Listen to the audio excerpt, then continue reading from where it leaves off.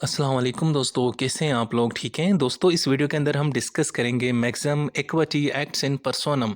दोस्तों, इस मैक्सिमम का मतलब ये है कि जो अदालत है, कोर्ट ऑफ इक्विटी है, वो जो हुक्म देगी ना, वो जो मुल्ज़िम है, जो पर्सन है, उसकी ज़ात से रिलेटेड हुक्म देगी। यानी उसकी जो पर्सनल ऑब्लिगेशन है, उसकी जो पर्सनल राइट्स हैं, उसकी जो ड्यूटीज़ हैं, उसका जो कॉन्शियस है, उसका जो ज़मीर है, उसके मुतल्लिक उसको कहेगी कि भाई ये काम करो या ये काम ना करो, इस तरह का हुक्म देगी। यानी उससे रिलेटेड जो उसकी प्रॉपर्टी, पैसे-वैसे वगैरह जो भी चीज़ें हैं, उसके मुतल्लिक वो बात नहीं करेगी। मिसाल के तौर पर एक बंदे ने दूसरे बंदे के साथ एग्रीमेंट किया कि जी मैं तुम्हें ना प्रॉपर्टी जो है ना तुम्हारे नाम पे ट्रांसफ़र करूँगा, ठीक है? अगला बंदा नहीं करता, तो अदालत जो है ना अगले बंदे को हुक्म देगी कि भाईजान इसके ऊपर तुम अमल करो। खुद से उसकी प्रॉपर्टी ट्रांसफ़र नहीं करेगी, बल्कि उसको मजबूर करेगी कि तुम ये खुद काम करो। सो इक्विटी एक्ट्स इन पर्सोनम का मतलब है कि इक्विटी जो है ना वो जो शख्स है, पर्सन है, उसके रिलेटेड बात करेगी, उसकी ज़ात से रिलेटेड, बल्कि उसको कुछ कहेगी, उसको हुक्म देगी कि ये काम करो या ये ना करो, ठीक है? यानी खुद से इनिशिएटिव नहीं लेगी, खुद से प्रॉपर्टी ट्रांसफ़र नहीं करवाएगी, बल्कि अगले को कहेगी कि तुम करो। ठीक हो गया जी। ये मैक्सिम का इंट्रोडक्शन आ गया। अब इसकी मीनिंग क्या है दोस्तों? इसकी जो मीनिंग है वो एक लैटिन वर्ड है। अब मुझे नहीं आता, पता नहीं क्या है, इक्विटा इन पर्सोनम फेसेट।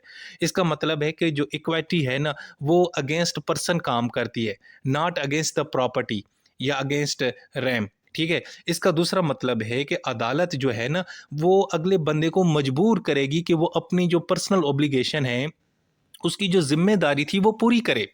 उसका उसकी जो इखलाकी ड्यूटी थी वो पूरी करे, ठीक है? यानी कि उसकी प्रॉपर्टी के रिलेटेड कोई नहीं हुक्म देगी कि इसकी प्रॉपर्टी नीलाम कर दो, ये कर दो, नहीं, नहीं, नहीं, बल्कि वो कहेगी कि यार ये खुद बंदा ये काम करे। इसका मतलब ये है कि इसके अंदर अदालत जो है ना अगले बंदे की जो ज़मीर है उसको झंझोड़ती है, ज़मीर को, और उसको कहती है कि यार तुम इसके ऊपर अमल करो, जो तुम्हें कम काम करना चाहिए था वो करो, ठीक है? अब इसका एग्ज़ाम्पल ये देखते हैं कि 2 बिज़नेस पार्टनर हैं, एक है आकाश और एक है अयास। अब उन दोनों ने क्या किया, जो प्रॉफ़िट है वो आपस में डिवाइड कर दिया, यानी 50% अयास को गया और 50% आकाश के पास चला गया। बाद में आकाश को पता चलता है कि यार अयास तो बड़ा तेज़ बंदा है, उसने तो यानी कि ज़्यादा शेयर ले लिया प्रॉफ़िट का, ठीक है? और मुझे कम मिला है, यानी मुझे 40% मिला है और खुद 60% लेके बैठ गया है। तो आकाश जब अदालत में जाएगा, तो अदालत अब ये खुद से जनाब क्या करेगी, जो फ़ैसला देगी वो खुद से अयास का जो प्रॉफ़िट है 10% वो आकाश के हवाले नहीं करेगी, बल्कि अयास को हुक्म देगी कि भाई साहब ये जो 10% तुमने एक्स्ट्रा लिया है आकाश का, इसको वापस करो। ठीक है? यानी इसके अंदर क्या होगा, जो अदालत का ऑर्डर होगा वो अयास के ऊपर, अयास को हुक्म दे रही है, उसकी यानी उस पर्सन को हुक्म दे रही है, ना कि वो जो प्रॉपर्टी है, वो ना जो वो प्रॉफ़िट है उसके बारे में बात कर रही है। यानी इसका मतलब है कि अदालत खुद से जो प्रॉफ़िट है वो ट्रांसफ़र नहीं करेगी, बल्कि अयास को कहेगी कि भाईजान तुम ये अपना जो प्रॉफ़िट है वापस करो, 10% जो तुमने एक्स्ट्रा लिया है आकाश से। तो ये है जनाब इक्विटी एक्ट्स इन पर्सोनम। अच्छा, जब इसके फीचर्स क्या हैं? सबसे पहला फीचर ये है कि इसके अंदर जो हुक्म आता है वो अगेंस्ट अ पर्सन है, यानी जो शख्स होता है उसके मुतलिक होता है, ना कि उसकी प्रॉपर्टी के मुतलिक। मिसाल के तौर पर अदालत अगर एक बिजनेस पार्टनर को हुक्म देगी तो उसको कहेगी कि जो तुमने ज़्यादा प्रॉफिट लिया वो वापस करो, यानी खुद से वो प्रॉफिट वापस नहीं करवाएगी अदालत, बल्कि अगले बंदे को कहेगी जा बेटा चल वापस कर, उठ। ठीक है जी। अच्छा जी, दूसरा इसका फीचर है फ़ोकस ऑन कंशेंस। इसका मतलब है कि इसमें अदालत का जो काम है ज़्यादातर वो ये है कि जो अगला बंदा है उसके ज़मीर पे फ़ोकस किया जाए। यानी कि उसकी जो पर्सनल ऑनेस्टी क्या है, उसकी फेयरनेस है, उसका जो कॉन्शियस है, उसको उसके मुतल्लिक बात करती है कि भाई ये इखलाकी तौर पे तुम्हारा फ़र्ज़ था, ये ज़मीर भी तुम्हें यही कहता है कि ये काम करो, ठीक है? ताकि फेयरनेस हो, इंसाफ़ हो, बराबरी हो। मिसाल के तौर पर एक एक ट्रस्टी है, वो जो ट्रस्ट के फंड्स है वो मिसयूज़ करता है, ये गलत काम कर रहा है ना, तो अदालत इसमें उसको हुक्म देगी कि भाईजान ये वापस करो, जो तुम फंड मिसयूज़ कर रहे हो ये ना करो, या जो तुमने इस्तेमाल किए हैं वो वापस करो, यानी कि ये उसके ज़मीर को झंझोड़ती है। अच्छा जी, तीसरी चीज़ ये है कि इसके अंदर जो रेमेडी होती है ना वो इक्विटेबल होगी, यानी बराबरी के हिसाब से रेमेडी होगी। वो इसमें ज़्यादातर जो है ना वो नॉन मॉनेटरी यानी पैसे वगैरह नहीं होंगे, बल्कि ज़्यादातर स्पेसिफिक परफॉर्मेंस या इंजेक्शन। अब स्पेसिफिक परफॉर्मेंस क्या होती है कि अदालत अगले बंदे को स्पेसिफिक काम करने का हुक्म देगी कि भाई ये तुम काम करो, यानी जिस तरह अयाज को कहा ना कि भाई वो जो 10% प्रॉफिट तुमने ज़्यादा एक्स्ट्रा लिया है ना आकाश का, उसको वापस करो, यानी उसको हुक्म देगी। और या इंजेक्शन, इंजेक्शन का भी मतलब है कि हुक्म या ऑर्डर। तो ये नहीं कहेगी कि मैं खुद से पैसे वापस करूँ 10%, नहीं, नहीं, अगले को यानी कि काम अगले बंदे को हुक्म देगी कि ये स्पेसिफिक परफॉर्मेंस करो या स्पेसिफिक काम करो, यानी compelling someone to complete a contract rather than paying money.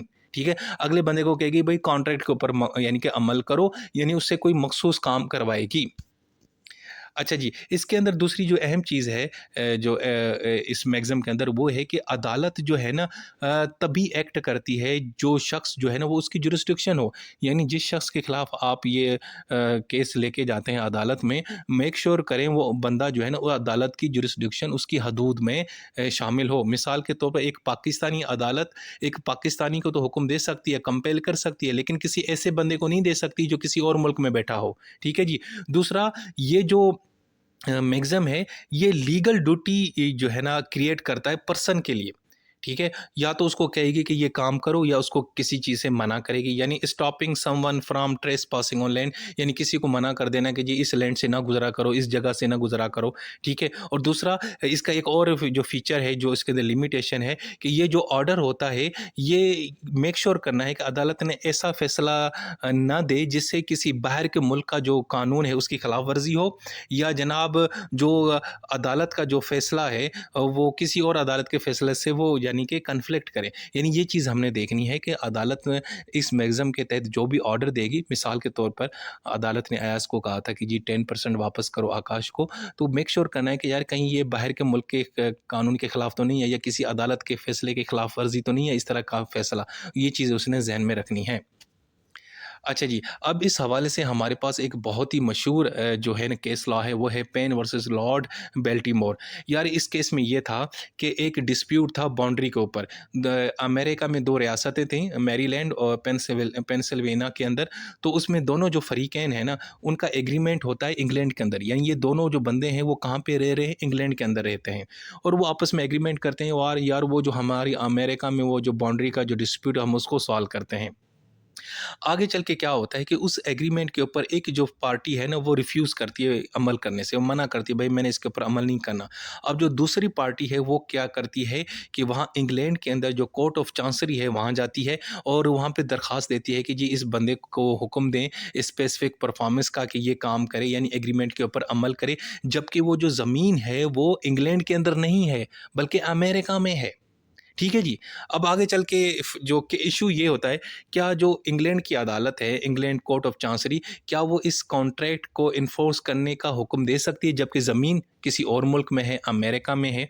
तो ख़ैर जो लॉर्ड चांसलर थे, उन्होंने जो फ़ैसला दिया, उन्होंने फ़ैसला ये दिया कि ये अदालत इस एग्रीमेंट को इन्फोर्स करवाएगी और उसकी उन्होंने 2 रीज़न्स दी। नंबर 1, पहला रीज़न उन्होंने दिया कि भाई ये जो अदालत फ़ैसला दे रही है, वो ज़मीन के मुतल्लिक थोड़ी दे रही है, वो प्रॉपर्टी के मुतल्लिक थोड़ी दे रही है जो अमेरिका में है, बल्कि वो तो जो है ना इंस्टेड अदालत जो हुक्म दे रही है वो उस शख्स को दे रही है जो उसके ऊपर एग्रीमेंट पे अमल नहीं कर रहा। यानी अदालत का जो हुक्म है ना वो ऑन द पर्सन है जो उसकी जुरिस्डिक्शन में है, क्योंकि ये दोनों बंदे इंग्लैंड में थे तो अदालत ने इंग्लैंड में जो बंदा मौजूद है उसको कह रही है कि भाईजान तुम जो है ना ये कॉन्ट्रैक्ट मुकम्मल करो, इसको इसके ऊपर अमल करो। यानी अब प्रॉपर्टी की बात नहीं करी, प्रॉपर्टी माना कि वो यानी कि उसकी जुरिस्डिक्शन के बाहर है, वो अमेरिका में है, लेकिन वो शख्स जिसने कॉन्ट्रैक्ट किया हुआ है वो तो उसके सामने मौजूद है ना। तो ये यहाँ पे एक ये असूल वाज़ेह हो गया कि ये जो डिक्री है ऑपरेट हुई थी इन पर्सोनम नॉट इन रेम। यानी इसमें अदालत ने क्या किया कि अगले बंदे की ज़ात के मुतलिक फ़ैसला दिया कि भाईजान तुमने ये काम करना है, उसकी प्रॉपर्टी के मुतलिक कुछ नहीं बात की जो हाले भले वो अमेरिका में थी या किसी और मुल्क में थी। ठीक हो गया जी। तो ये केस लॉ भी आपके सामने आ गया। अच्छा जी, अब इसकी एप्लीकेशन क्या है? यार ये वाली जो ये जो मैक्सिम है ना दोस्तों, जो कॉन्ट्रैक्ट की डिस्प्यूट नहीं होती वहाँ पे इस्तेमाल होता है।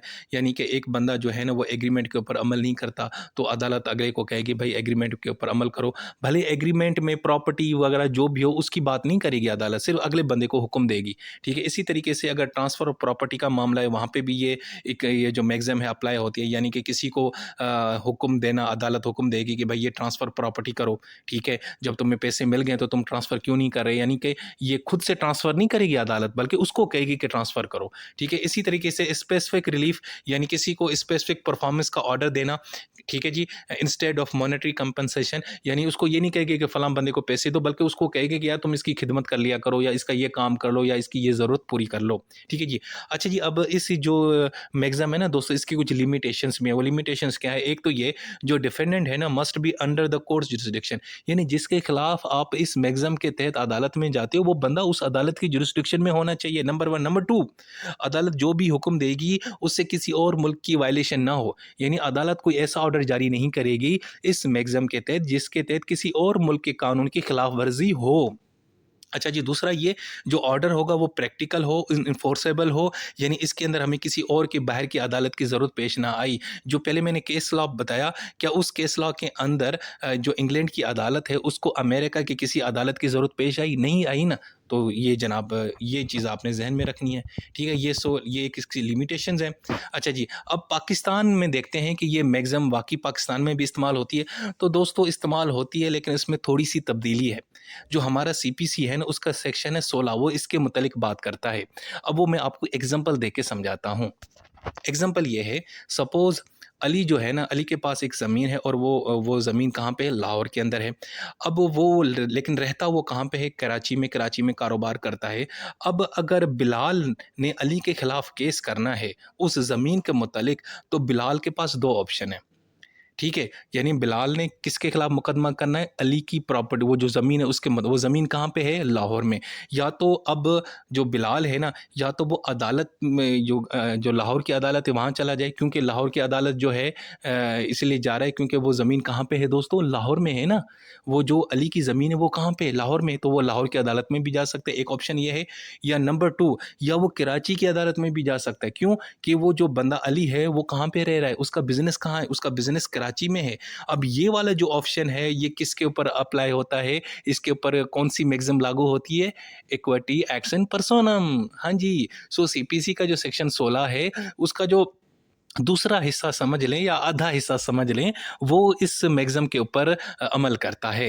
तो ये जनाब इसका भी ज़िक्र यानी सीपीसी के सेक्शन 16 के अंदर मौजूद है, ठीक है जी। लेकिन ये ज़्यादातर जो इमूवेबल प्रॉपर्टी है उससे रिलेटेड है कि जनाब अगर आपको इमूवेबल प्रॉपर्टी के हवाले से रिलीफ़ लेना है, तो या तो उस अदालत में केस करो जहाँ पे वो प्रॉपर्टी मौजूद है, या उस जगह अप्लाई करो, उस जगह केस फ़ाइल करो जहाँ पे वो उसका मालिक मौजूद है। सो ये जो दूसरा ऑप्शन है, ये जो हमारी मैक्सिम है उसके ऊपर पूरा उतरता है। और मैक्सिम कौन सी है? Equity acts in persona. So दोस्तों ये थी हमारी वीडियो। अच्छा जी, नहीं भाई, अभी और कंडीशंस भी हैं। तो भाईजान कंडीशन मैं आपको बताता हूँ इक्विटी एक्ट्स इन पर्सोनम की। सबसे पहले जो रेमेडी होगी ना, वो हमेशा इक्विटेबल होगी, बराबरी की होगी। मिसाल के तौर पर ए ने एग्री किया कि मैं ना बी को ना एक बड़ी मखसूस और नायाब किस्म की कार दूंगा, लेकिन बाद में उसने रिफ्यूज़ कर दिया। अब जो बी है ना, वो अदालत से यही मांगेगा कि सर, इसको कहेंगे वो अपनी बात जो जो टास्क है ना, वो जो एग्रीमेंट है उसको ऊपर अमल करे। यानी कि आपने जो रेमेडी मांगनी है वो बराबर की मांगनी है, जायज़ मांगनी है। कोई ये नहीं है कि अब ए को कहें कि जी वो मेरे लिए ना चाँद से ना तारे या आसमान से तारे तोड़ के आए, ये नहीं कहेगा भाई। आपने वही रेमेडी मांगनी है जो बराबरी के हिसाब के। नंबर 1। दूसरा, there should be no ongoing case in proper foreign court. अगर आपका ऑलरेडी उस मामले के ऊपर कोई फॉरेन कोर्ट या किसी और अदालत में केस चल रहा है, तो फिर जनाब ये मैक्सिम अप्लाई नहीं होगी। मिसाल है, एक प्रॉपर्टी दुबई के अंदर है, सॉरी, और वो जो ऑलरेडी दुबई के कोर्ट के अंदर वो चल रहा है, तो पाकिस्तानी कोर्ट में हम उसके मुतालिक बात नहीं कर सकते, भले उसका मालिक पाकिस्तान में बैठा हो। लेकिन ऑलरेडी अगर दुबई की अदालत उसके ऊपर काम कर रही है, केस चल रहा है, तो बात खत्म हो गई, तो वहाँ पे ये मैक्सिम अप्लाई नहीं होगी। अच्छा जी, दूसरा ये है कि जो डिस्प्यूट है ना, यहाँ पे जो असल मसला है इस मैक्सिम के अंदर, असल मसला प्रॉपर्टी नहीं है, असल मसला है अगले बंदे का कॉन्शियस, कि क्या वो जो है ना गुड फेथ में काम कर रहा है, फेयरनेस के तहत काम कर रहा है, या ऑनेस्टी के साथ काम कर रहा है कि नहीं कर रहा। मिसाल है, एक ट्रस्टी है, वो जो है ना मिस यूज़ कर रहा है फंड्स, जो चैरिटी के फंड्स होते हैं ना, वो मिस यूज़ करता है, यानी अपनी ज़ाती इस्तेमाल में आता है। अब ये जो मामला है ये मैटर ऑफ कंसाइंस है। कॉन्शियस है। ये यानी कि इसका ये जो इक्विटी है अब ये ट्रस्टी के खिलाफ काम कर रही है, यानी उसकी ज़ात से रिलेटेड है, उसकी प्रॉपर्टी या फंड से मुतलिक नहीं है। अच्छा जी, दूसरा the dispute must not involve a breach of foreign law. और दूसरा ये है कि इस मैगज़म के तहत जो अदालतें हैं वो कोई ऐसा ऑर्डर जारी नहीं करेंगी जिससे किसी और के मुल्क की अदालत का या किसी और के मुल्क का जो कानून है उसकी खिलाफ वर्जी हो। मिसाल के तौर पर अगर आप पाकिस्तान में कोई कॉन्ट्रैक्ट इन्फोर्स करवा रहे हैं और अगर वो अमेरिका का जो लॉज हैं उसकी वायलेशन कर रहा है, तो फिर अदालत इस तरह का कोई भी रिलीफ आपको या ऑर्डर जारी नहीं कर सकती। सो दोस्तों, ये थी हमारी वीडियो। इस वीडियो के अंदर मैंने आपको जो मैगज़म है वो बताई, और वो मैगज़म कौन सी है दोस्तों? Equity acts in personam. अपना ख्याल रखा करें बस।